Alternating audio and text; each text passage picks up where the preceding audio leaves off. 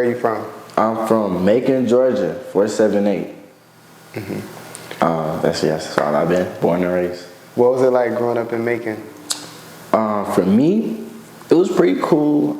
You feel me? I grew up with my mom. I was on her side with you, feel me? Just like, it was, I don't care. I lived a pretty much regular life up until like probably the end of senior year. Not senior, I said like from 11th grade to on, that's when life started taking a little change. Like shit started changing. I started working more, tried to figure out like what I want to do in my life and just like how I wanted my life to go for the future. So, but for the most part, you know, living Macon was cool, did regular shit like, I can cuss on it? Yeah. Oh, for sure. I was doing regular shit like, you feel me, kicking with my friends, go to the movies, you know what I'm saying, go out, smoke some weed, like, you know what I'm saying, regular teen stuff. But once I got to college, like, shit started to change. And what did you major in, or like what did you choose to major in? It was supposed to be computer science. I was going to be information systems, cybersecurity. And then I was like, you know what? It's a lot of numbers. It's a lot of math. You know, I was like, maybe this one ain't for me. So I had switched it to finance. I was like, all right, finance, they're going to teach me how to make money. Run that. And then I started taking the classes. I was like, they're not teaching me how to make money. They're really teaching me how to, like, manage someone else's money. And so that's when, you know, I was like, maybe this school shit ain't for me. And so, but along with that, so I actually got suspended from Georgia Southern. You know, in college, smoking with your friends, get caught.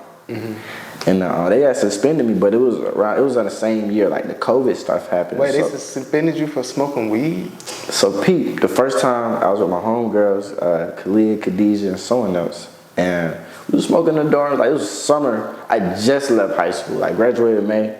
I was there by June. So, you know what I'm saying? We in there smoking, enjoying ourselves, and then we was all freshmen and shit. So I guess someone called the police, alerted the police. They came, and they was like, y'all been smoking in here? My homegirl, they said, nah. But me and this other girl, we said, yeah.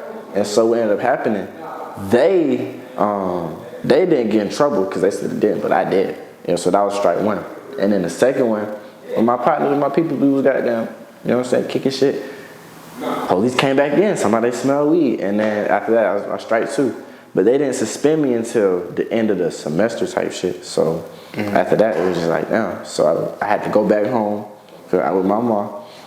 I wasn't fucking with that. So after that, I ran me up some bread, you know what I'm saying, working my move, doing what I do. And I moved back down to Statesboro. And I was just like staying there for probably like a year and a half. And so after you left Statesboro, where did you go? Nah, so Pete, so I was in Statesboro for like a year and a half, and then my girl at the time, she got pregnant. And so, you know, I was still there for like 4 or 5 months into the pregnancy, and then it was like, we gotta move. Our plan was to move to Atlanta initially, but it was like, now we have more of a reason to get up and go. So we moved out. We moved to the south side of Atlanta in Clayco. Shout out Clayco.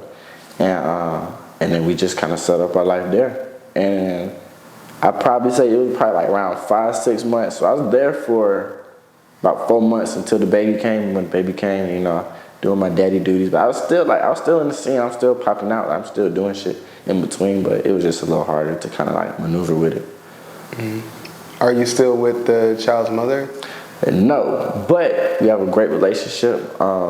You know, she was at Project Underground with me, helping me out with the table and stuff. Like, she's a real big help, great person, great individual. We just not together, but that don't mean we can't, you know, be cordial, can't be friends and stuff. Right. Shout out to Marlia. Lux Essential, that's her business. Gotta go get your candle. Facts, for sure. Facts. But let's get into the fashion. So, at what point did you like find an interest in fashion? I ain't gonna lie. I slick always been into it. So like I never really, like my mom, she wasn't with all the designer shit. She wasn't really trying to spend bread on clothes. So I get my clothes from like Kohl's, thrifting, Walmart. Like I wasn't, you know what I'm saying, I wasn't really able to get the expensive pieces that I want. And so like around the time I started working and shit, I got some money and then I started buying hella Supreme. Like every Thursday, 11 o'clock, I'm on the website refreshing, like, yo, trying to get me some. Because I would either I try to hit for 2 pieces. If I hit for 1, cool. But if I hit for 2, I sell one and then rock the other one, and then when I'm tired of rocking it, I just sell it, you know what I'm saying? I was really big into Supreme reselling. That kind of got my foot into like the fashion scene. But prior to that, like I would, go on my computer, like it was a little website, so you could create your own clothing brand, Yeah, the first brand I made, it was called Transcendent.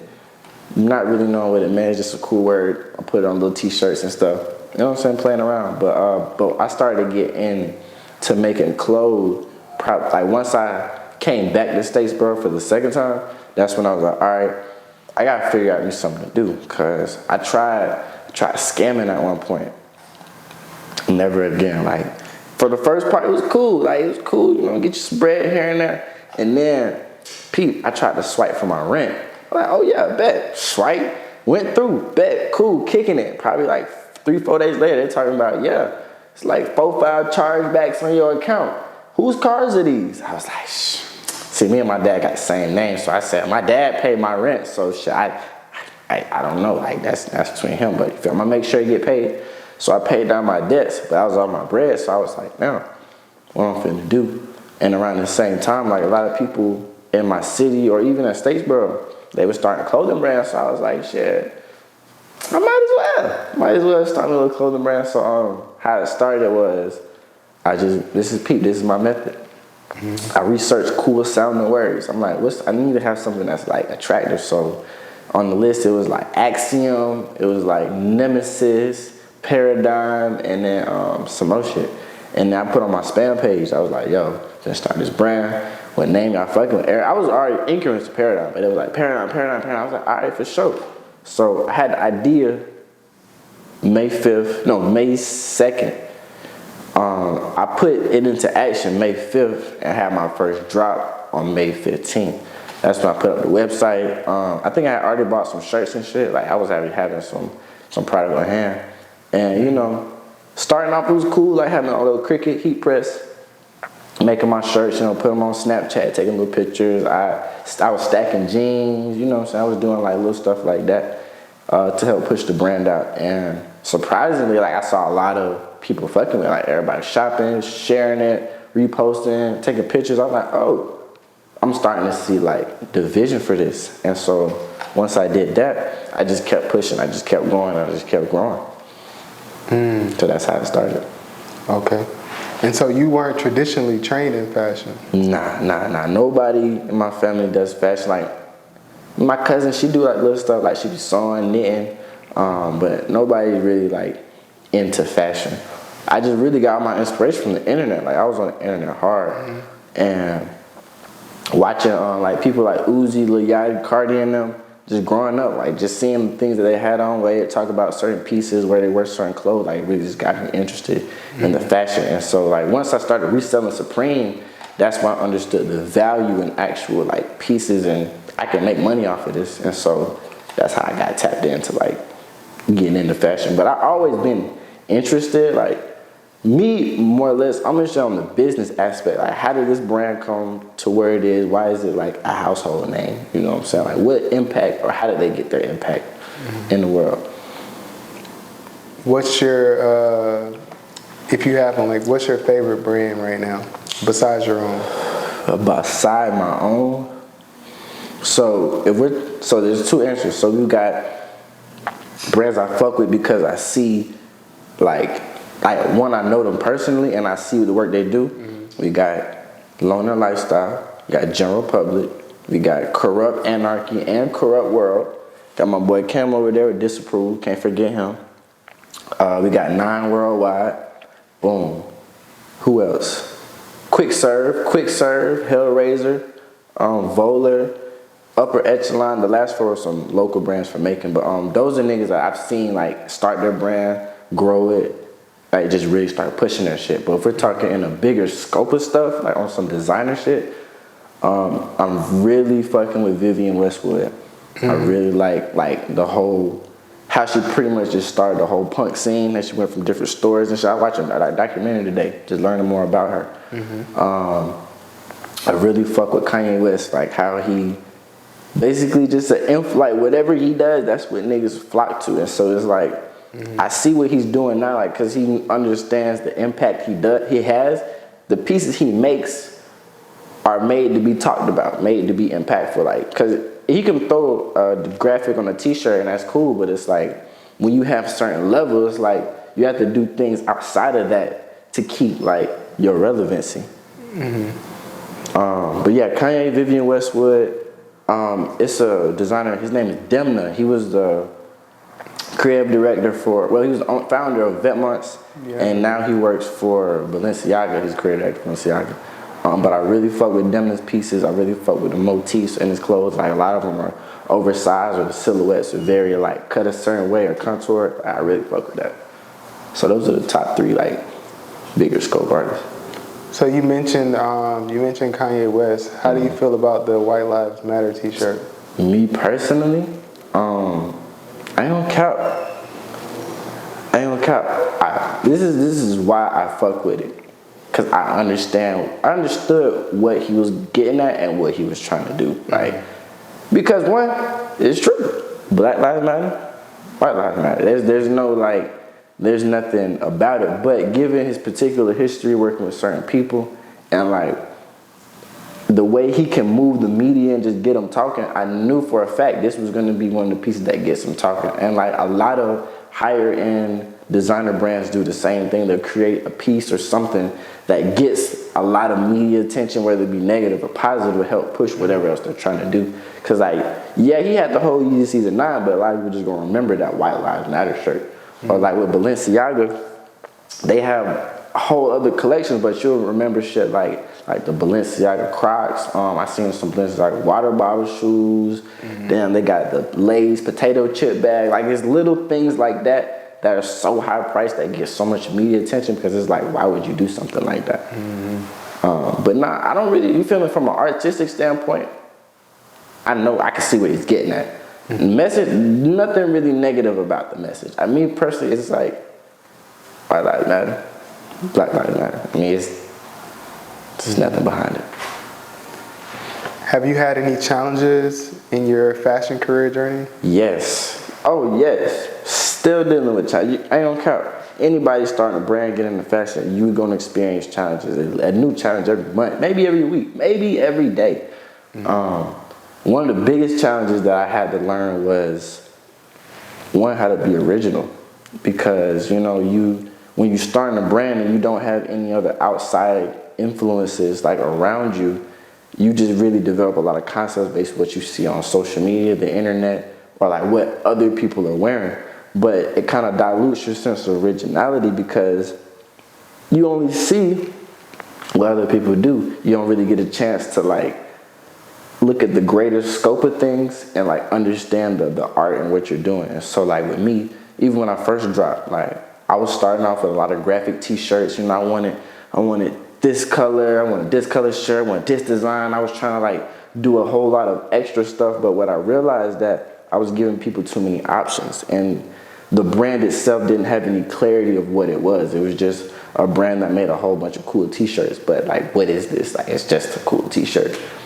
So I've learned how to move past just a t-shirt or just a hoodie or whatever, and learn how to actually create art and actually create an impact and influence with the pieces that I create. So like one of the ones I got right here, it just says Paradigm Worldwide, everything is perception and perception is everything. Because I'm real big on like perception itself, because that's pretty much what the world is. Everything is a perception. How you view certain things is just what it is. Like this camera, I'm talking to a camera, but if I thought this was a water bottle, who's to tell me this is not a water bottle? This is what I perceive it as. You feel me? So with Paradigm, who's to tell me that it's not a designer brand or it's not a luxury good? Because that's what I perceived it to be, and that's the message I wanted to be perceived as. And so what's your ultimate aspiration for Paradigm Worldwide? So my ultimate aspiration, realistically, I want Paradigm to be more of, I don't even know the word to call it. I want to say an art media house, but it's like, so like right now I'm still trying to figure out which direction I want to focus on. Because I started like in Atlanta, I started doing a lot of stuff in the underground community, going to shows, pop-ups, vending at certain events and whatnot. And so that kind of attracted me to the music scene. I started to really interact with these artists, these labels, A&Rs, just get really tapped into the music scene. So it's like, I really enjoy it. And now I'm throwing shows, I'm having performances, let people come out, like, so I'm really getting into the music business of it. So I'm trying to figure out what I can do to still have my core product as the clothing and apparel, but also introduce different entities of art, such as actual artwork, paintings, music, video, photography. How can I be the centerfold for all of those different aspects? So right now, I'd say it's a clothing brand for sure. Right now, it's a clothing brand, but I consider it a community, because the way that, you know, my supporters and my people like treat it, it's just a community. Like, we throw a show, we'll throw you a pop-up, we'll throw a party, we'll have a new drop. We'll, you know what I'm saying? It's no telling what we can do, but it's all gonna be under the same art media. Oh, I love that. Are there any like models right now that you've been looking at that you feel like someone from the public would recognize if you said it? Like, oh, we're gonna do something similar to this, but not that. Like actual people? No, models like business models for that particular thing. So like, who's the biggest doing that? the biggest Taylor Gang's pretty big at that. Yeah. I didn't even think about it like that. Because they got clothes too. I say something big doing. The closest thing that I can say would be like Lyrical Lemonade. They started doing videos, and then they started venture off into merchandising, and then now they're throwing shows, and they're doing interviews, and they're really getting tapped into the media scene. So I'd say like that, but the way that my merchandising is going to be set up, it's going to be more of a brand, not like merch for a brand, but an actual brand itself. So like, imagine if Balenciaga started throwing shows, Balenciaga started like maybe even signing artists, getting tapped into certain things. It's something I'm trying to create like that. I don't know anybody else in the space doing it, so that's why I'm the provider for doing it. Shoot, Balenciaga be throwing shows, but it'd be like ticket only, you know what I'm saying? You know, the exclusive shit, like, I fuck with the exclusivity. I fuck with it. But I just feel like with my brand, since I'm so tapped into the underground, that's like ever since I was probably like 2013, 2012, like, I've just been tapped into the underground scene. And it's going through different waves. Like when I first got into it, it was like niggas like Ty the Creator, ASAP Mob, Hobson, fucking, who else? 2-9. And then the next wave of people was like the Cardi, the Uzis, the Yachties and shit. Right now, we're in a new wave of people. So we got niggas like Yellow Bandana, Bear One Boss, fucking Skate Stars, Southside Hard Rock. I got so many people in this new scene of music that's gonna be going up within the next couple of years. Like, I'm just glad to be a player in this new underground community. Cause like, I'd say like 3 years from now, a lot of niggas that's doing shows, that's popping out, that's having emotion right now, are gonna be so up. Blowed up. And so it's like it's like interviews like this, people are gonna go back and watch, like, damn, bro was really tapped in. Like, I was just seeing like how a nigga thinks, see how a nigga mindset is. Like, you see, this is happening right now. So if you're watching this, it's happening right now. So in 3 years, however many years, I say 1 year, really. 1 year from now, you're gonna see, like, damn, Paradigm was doing, I remember he was at Georgia State campus just outside, t-shirt and rag, now boom. He all over America, he all over the world, he doing XYZ. It's just how it happened. Like, you set certain things up, you get around the right people, it's gonna happen. For sure. I agree with that. And for someone who is watching this and they may aspire to do what you do, what advice would you give them? It depends. If you're talking about clothes, I can give you different answers for different entities of the business. But overall, let's do the fashion. The fashion, peep. All right, so one thing I recommend is that you try one thing first. It's so easy because, you know, when you're starting out, you have so many great ideas. You got a vision. Because I don't, like, back in Georgia Southern, I was doing consultations with niggas. I still doing. But I was doing conversations, talking to people about their brand. And it's like, bro, I wanna do the clothes, but I wanna start another business, I want a restaurant. I wanna sign some people. I wanna get in real estate. I wanna do everything with my brand. But it's like, when the vision isn't clear and nobody knows like what exactly that one thing is, it makes people very uninterested because it's like, bro, he doing this, he doing this. I don't know what he does. Like, and it can work for certain people, but in reality, especially when you're starting off, if people don't know what you do, it's just uninteresting. But if I know, like, so if somebody start a brand, they just start something simple, like just Paradigm Worldwide. And they push that one design for like 6 months to a year straight, just that one thing that becomes embedded in people's minds. So they're like, yo, I remember seeing this one thing. It's that brand that has that one t-shirt that I keep seeing everywhere. And it gets that implanted in your mind. And once you got that, then that's once you can start to venture out like, oh, that one t-shirt that one guy had, now he's making a hoodie. Oh, okay, now he's doing this, now they're doing that. But they've already built up the image of that one thing that you're already known for. And so I just say stick to one thing first, master it, and then you can move on to something else. But until you've mastered that one thing, stay with it. Because you try to introduce other things. Because like, boom, you got clothing, then you got 1,000 different things that go below it. But if you introduce a new business entity or aspect, you got 1,000 things you got to do for that, got 1,000 things you want to do for another thing. And it's like each thing has more things you got to do. And it's very hard to keep up with. Very. So focus on one thing, then move to the next. For sure.